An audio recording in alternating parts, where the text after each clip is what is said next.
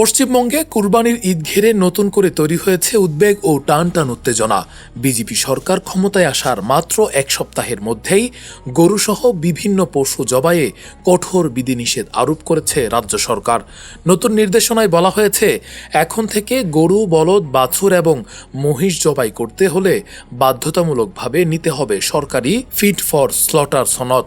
শুধু তাই নয়, খোলা জায়গা বা জনসমক্ষে পশু জবাইও পুরোপুরি নিষিদ্ধ করা হয়েছে। জীবন অবাক না করলে কে করবে? 28% মিল্ক ফ্যাটের অবাক করার সাথে ফ্রেশ মিল্ক পাউডার। জীবন অবাক করুক প্রতিদিন। রাজ্যের স্বরাষ্ট্র ও পার্বত্য বিষয়ক দপ্তরের জারি করা বিজ্ঞপ্তিতে বলা হয়, পৌরসভার চেয়ারম্যান বা পঞ্চায়েত সভাপতির পাশাপাশি সরকারি পশু চিকিৎসকের যৌথ অনুমোদন ছাড়া কোনো পশু জবাই করা যাবে না।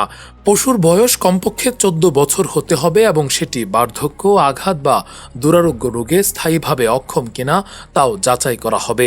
নির্দেশনায় আরও বলা হয়েছে, অনুমতি পেলেও শুধুমাত্র সরকার অনুমোদিত কসাইখানাতেই পশু জবাই করা যাবে।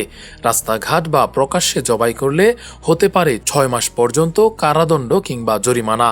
এদিকে কুরবানির ঈদকে সামনে রেখে এই সিদ্ধান্তে পশ্চিমবঙ্গের মুসলিমদের মধ্যে দেখা দিয়েছে উদ্বেগ।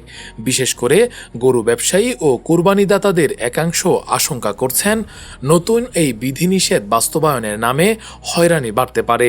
তবে রাজ্য প্রশাসনের দাবি, পশুর প্রতি নিষ্ঠুরতা কমানো এবং আইন মেনে জবাই নিশ্চিত করতেই এই পদক্ষেপ নেওয়া হয়েছে।